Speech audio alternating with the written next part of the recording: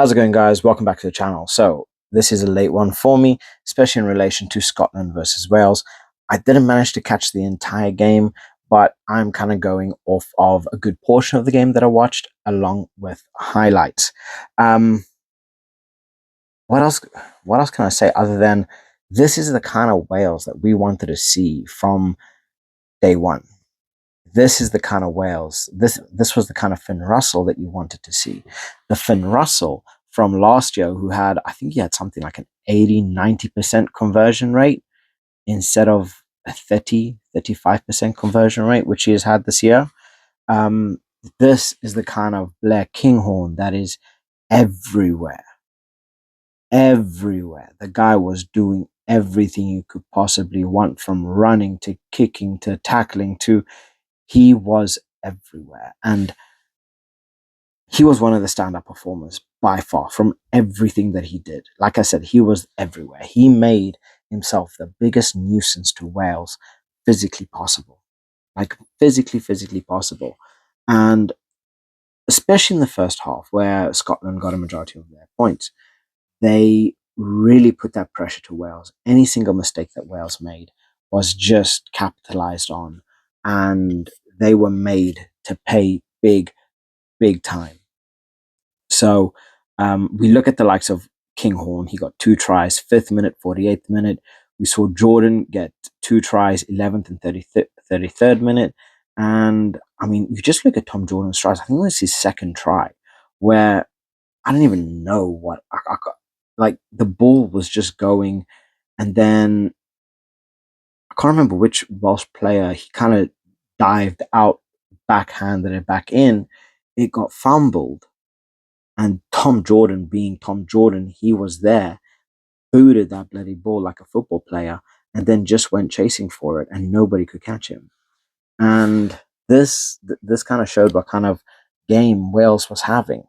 You know, what kind of performances they were having. I mean, Jack Morgan, he's always that god player there, and I truly do believe he is one of the very few, if if not the only truly world class elite player that they have in this moment in time. But yeah, it was just it. It was a team that had everything going for them up against a team who struggled. They really struggled, and honestly, Wales made so many stupid decisions.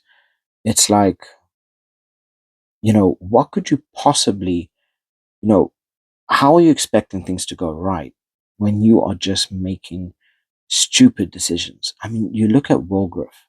Um, the guy, he decided he wanted to be a bloody ballerina and go and decide he wants to kick the ball as the game has already been stopped.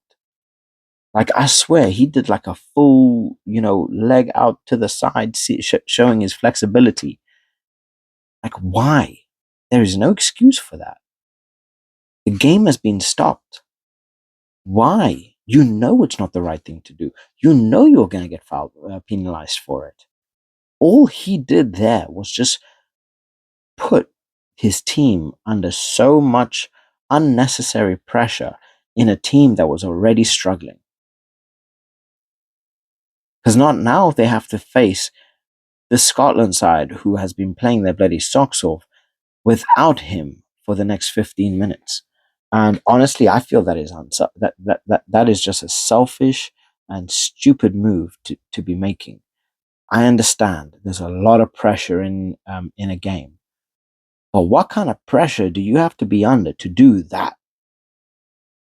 Bulgriff made a stupid decision.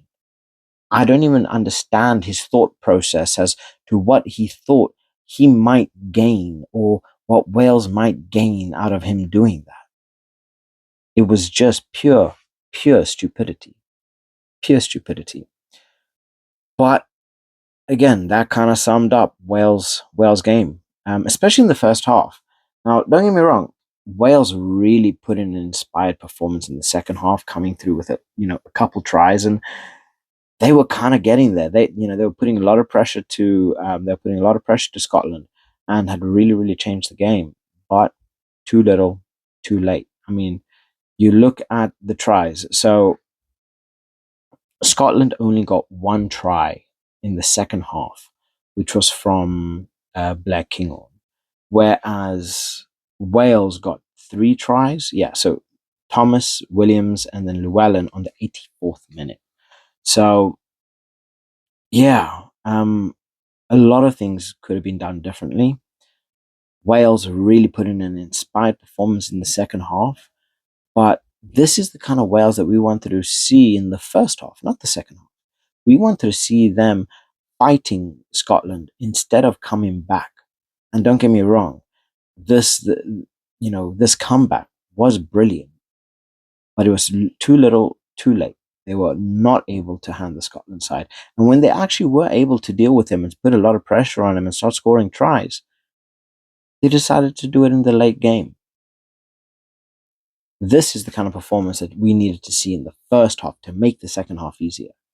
And I don't know if that's just me, reading the game wrong or seeing something else, but I really enjoyed Scotland's gameplay. It was attractive rugby. It was very fast paced. It was ruthless rugby, right? Especially in the first half. And then we see Wales come back so strong, so powerful, and find themselves getting so close. And you think just how shit they probably feel, thinking this is how we should have led the game, not finished the game, right? But hey, I digress. I digress. There was a lot of stupid moments in this game. How do you guys think the ref handled the game? How do you feel about his decision making and how he handled the players? Let me know what your thoughts in the comment section below. But let's break down all the points that were scored. So in terms of Scotland, 35 points in total, two tries from Blair Kinghorn. We have two tries from Jordan and then Darcy on the 27th minute as well. And how nice was it to see Darcy Graham back, the absolute workhorse of a man, the guy who plays winger, but you're finding him in the center and then back out onto the wing. And this is the nice thing about having Darcy Graham. It sometimes feels like he plays in multiple positions at the same time within the same game, right? Because you'll find him in the center, and then you'll find him dropping back, and then you'll find him on the wing, and he's always where he needs to be, and that is a very, very nice trait to have. And Darcy Graham just he kind of showed what Scotland were missing. He really, really did. But yeah, then we look into Wales. So they got tries from Murray on the 24th minute, Thomas on the 61st, Williams on the 68th, Llewellyn on the 84th, three conversions from Evans, and then one penalty from Anscombe. So yeah, all in all, they actually did pretty well in the second half, But again, a good performance, too little, too late.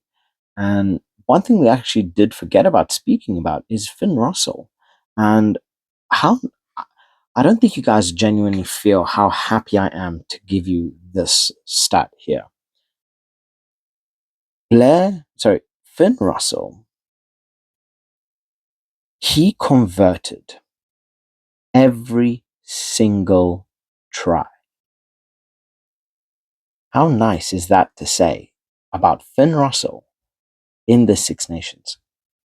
He converted every single try. That's not something we've had the luxury of saying recently. Every single try. He must feel so pumped after that game. So yeah, absolute madness. But guys, let me know what you guys think in the comment section below. It really does help my channel grow, and I just want to be providing you guys with the best content possible. So on that note, have a lovely day, and catch you guys in the next one.